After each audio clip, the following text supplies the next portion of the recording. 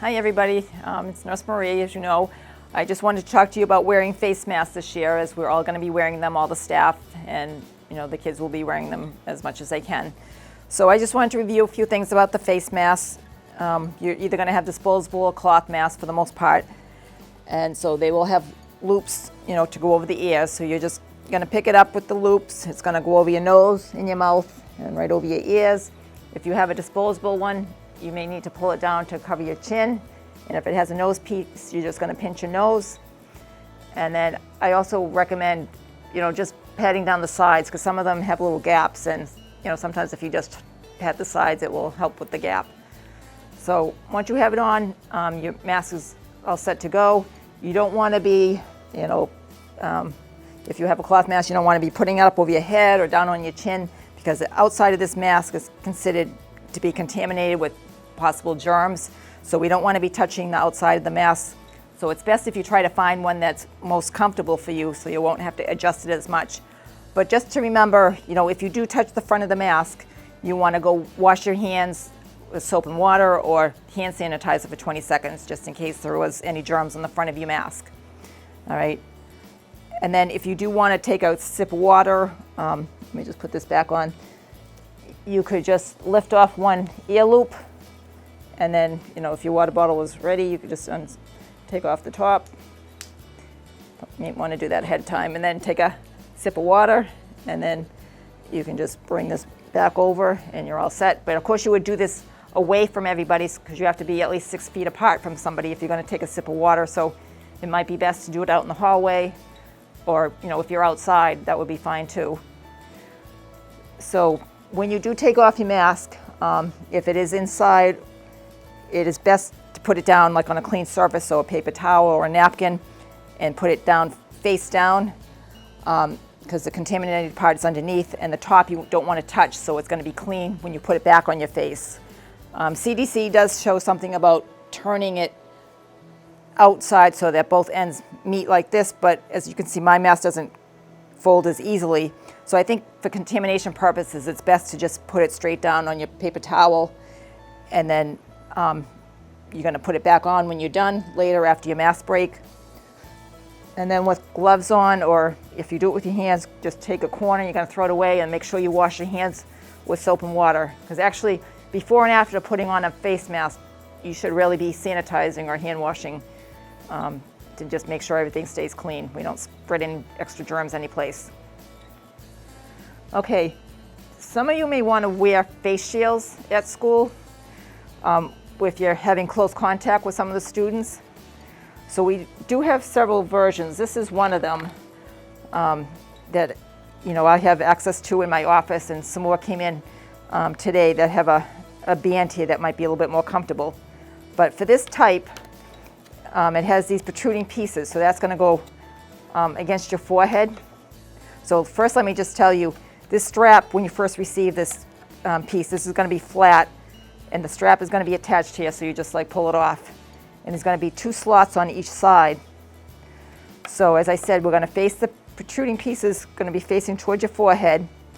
This strap also has protruding pieces, so that's going to be on the outside. So you'll push it through one slot so that it catches. And you can either try putting it on and then adjusting the side, or you can fit it through the other slot and then adjust it once you put it on. And then you would just slip it over your head.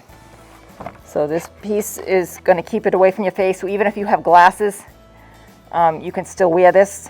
Sometimes it does fog up a little bit, but it doesn't seem to be too bad right now.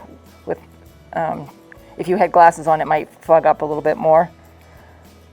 But this would give you a little bit additional protection for your face and eyes. So you have access to wear these too. All right, I'm just going to take it off. So you don't want to grab the front at all, because that potentially could be contaminated with any germs. So you want to grab it from the back. Now there is a procedure for washing and cleaning these. So if you're wearing this and you're going to be taking it off, it's a good idea to have gloves on especially to do the cleaning process. I might take my mask off so you can hear me a little bit more clearly while we're talking here.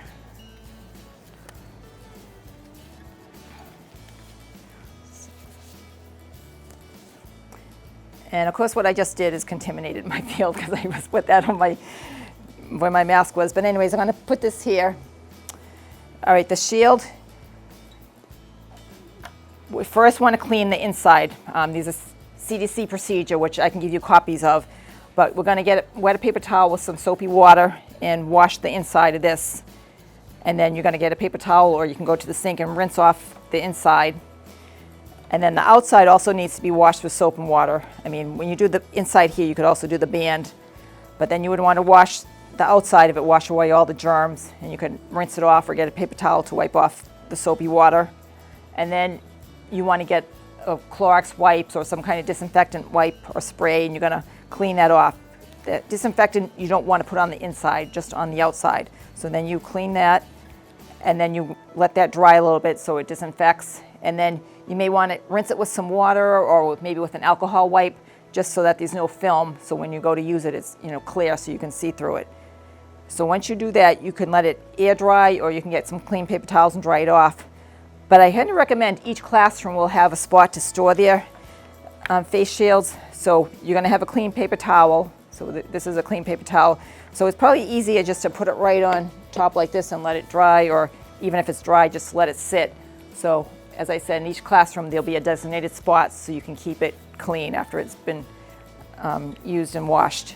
You may not need to wear these all day. There may be just certain times you need to wear when you're doing more closely one-to-one with a student.